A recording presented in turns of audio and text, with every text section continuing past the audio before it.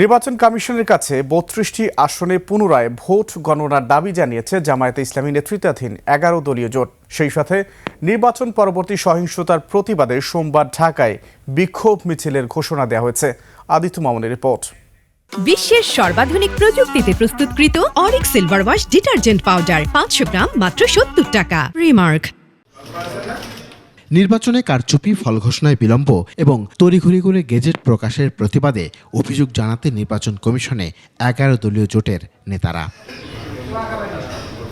বৈঠকের পর গণমাধ্যমকে জানানো হয় ৩২টি আসনের ভোট পুনরায় গণনার দাবি করেছে তারা। ইলেকশন প্রক্রিয়ার মধ্যে যে ভোট গণনা ফলাফল প্রকাশে ত্রুটি হয়েছে, এগুলো নিয়ে আমরা আজকে কথা বলেছি।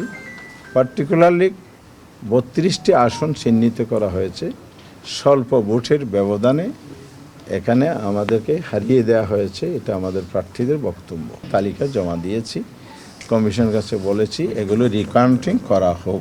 নির্বাচনে অনিয়ম হলেও সময়ের অভাবে অনেক প্রার্থী অভিযোগ করার আগেই গেজেট প্রকাশ করা হয়েছে বলে ক্ষোভ জানানো হয়। কমিশনের কাছে আমরা এটাও বলেছি, আপনারা তড়িঘড়ি করে গেজেট প্রকাশ করেছেন, কারণ ১২ তারিখ ইলেকশন হয়েছে, ১৩ তারিখ রাত ১১টায় গেজেট প্রকাশ হয়েছে।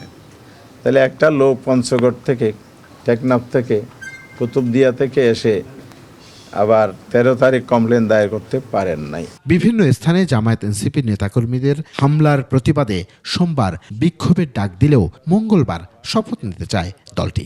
আমরা শপথ গ্রহণ করব, পার্লামেন্টেও যাব, আমরা গঠনমূলক ভূমিকা পার্লামেন্টে রাখব এবং আমাদের জন্য রাজপথও খোলা থাকবে।